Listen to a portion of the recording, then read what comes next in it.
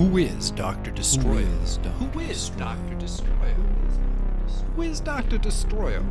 Who is Dr. Destroyo? Who is Dr. Who is Dr. Destroyo? Who is Dr. Destroyo? Who is Dr. Destroyo? Who is Dr. Destroyo? I am Dr. Destroyo.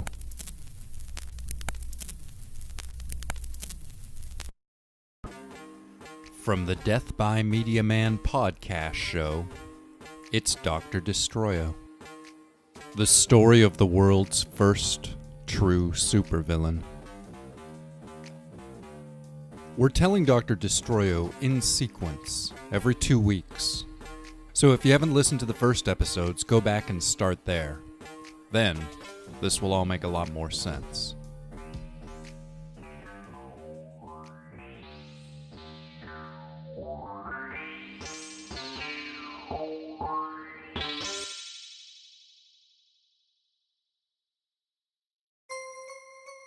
Chapter 27.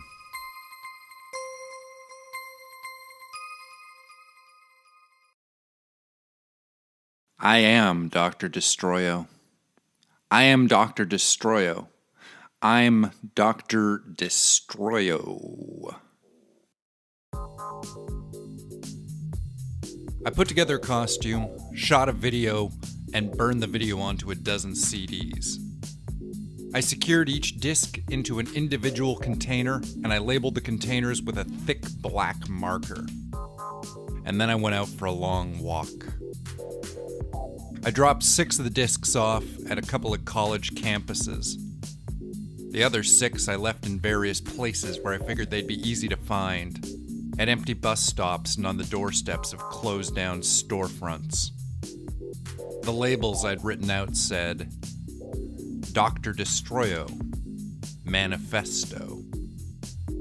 The video on the discs was about a minute long, and it was just me against the plain white of my living room wall. It was a shot that could have come from anywhere. Nowhere, even.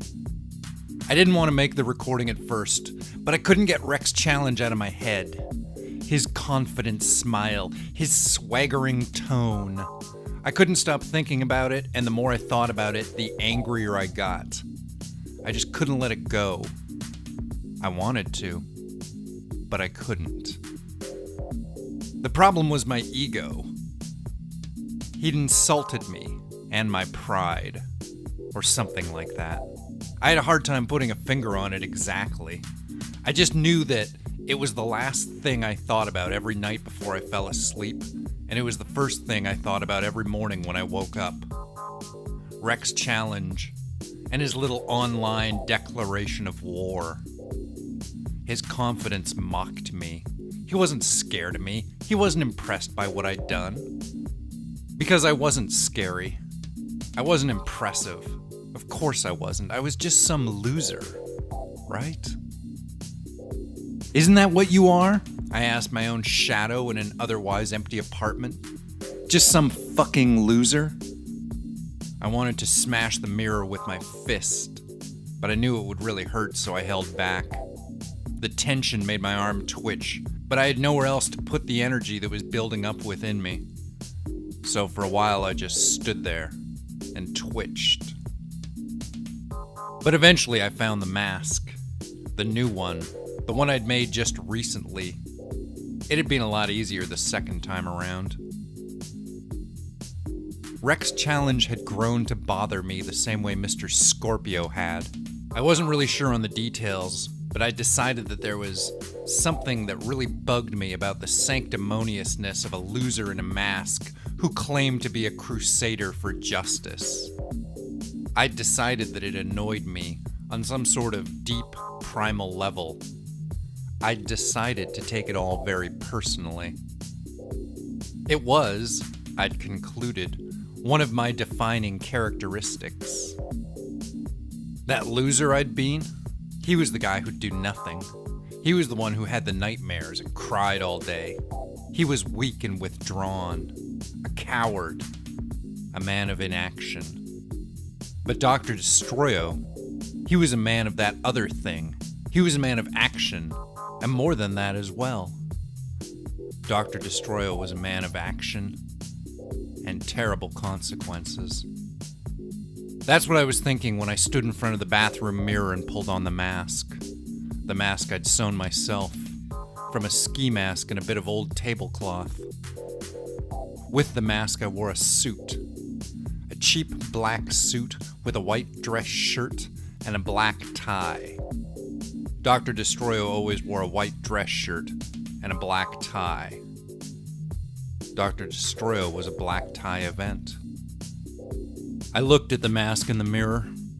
The new mask fit my face better than anything else ever had. It comforted me, soothed me, made me feel like I wasn't just weak and stupid. It swept me up in something larger than myself, a greater identity absorbing my smaller state of existence. Things weren't random with the mask on. Everything happened for a reason, and I could see it. The reasoning. I could feel it, like an invisible pulse connecting all matter in the universe. I grinned at the face in the mirror. I laughed at it. I giggled a little, and then I let out a roar, a chortle, and a snarl. "I am," I said proudly. "I am," I repeated. "I am," I commanded. I'd set up my computer so the built-in camera could shoot me against a blank section of wall, looking me right about in the eyes with my head and shoulders filling the screen. And then I spoke, clearly and decisively. "Hey, you want to know who I am? Why I do what I do? Well, fuck you. You're little people. You don't get to know shit. I do what I do because I can, and you take it because you have to.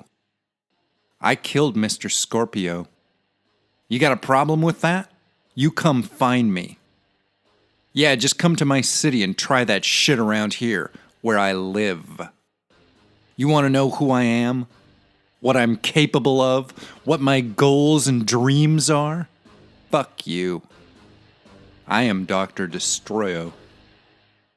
I am Dr. Destroyo. And if you mess with me, I'll fucking bury you."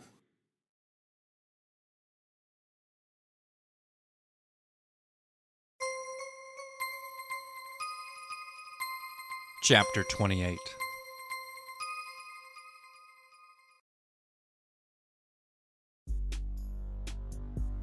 So basically, I'd gone and pissed gasoline onto a brush fire on a dry and windy day. Within 24 hours, the internet was a raging tempest of theories about Dr. Destroyo, who he was, what he wanted. I'd elevated a series of minor deaths into some sort of artistic performance piece that was receiving global attention. I was freaking people out, and I was turning a few on. I was something for people to hate, something for them to be afraid of. I was giving the good people of the world a little bit of something strange to think about. The mainstream media did their best to dismiss me as a wacko, a murderous nut, a lunatic with blood on his hands and a desire for fame. But it wasn't about getting attention. That's not what it meant for me. It was about something else. If you'd asked me about it, I'd have said that I felt like a musician, trying to explain that it was about the music and not the money. I wasn't doing something that was meant to last. I was creating art that would flash through the sky like a burst of crackling clouds all on fire. I was building something that was merely meant to be. How long it existed for didn't really matter. It just had to exist. I had to exist. The doctor had to exist. It was just the way things had to be. Though everybody was talking about Dr. Destroyo everywhere online, I resisted posting responses to anything being said. I wasn't sure how easy it was for me to get tracked down via internet comments. I was relatively certain that the CD manifestos couldn't be tracked back to me, but anything I said online was a potential path back to my home. Besides, who cared what the little people thought? Explaining too much would just ruin the mystique of the whole piece. But the videos did their job and then some. They got people talking, wondering, and at least vaguely on track with what I was thinking. My message, my credo, my scheme. Everybody was trying to choose their own destiny, their own exciting adventure. Meanwhile, I was writing my own narrative, free from the confines of all the other self-limiting options. To ignore the world, turn to page 8. To go back to real life, turn to page 15. To transform yourself into an evil villain who terrorizes the world, turn to page infinity, and be prepared to get your hands dirty.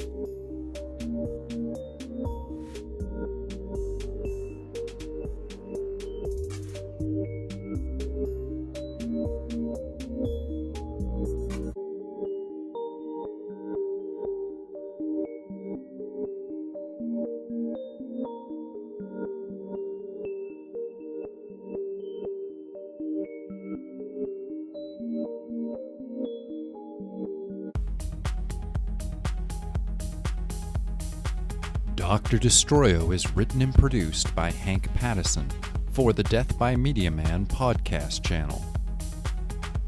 You can subscribe to the Death by Media Man podcast on iTunes and SoundCloud. If you enjoyed this, please leave us a like or a comment and tell a friend. And if you'd like to support the Death by Media Man channel with your money, there's a link to our Patreon in the description of this program. Thanks so much for listening, and we'll see you in 2 weeks for the next installment of Dr. Destroyo.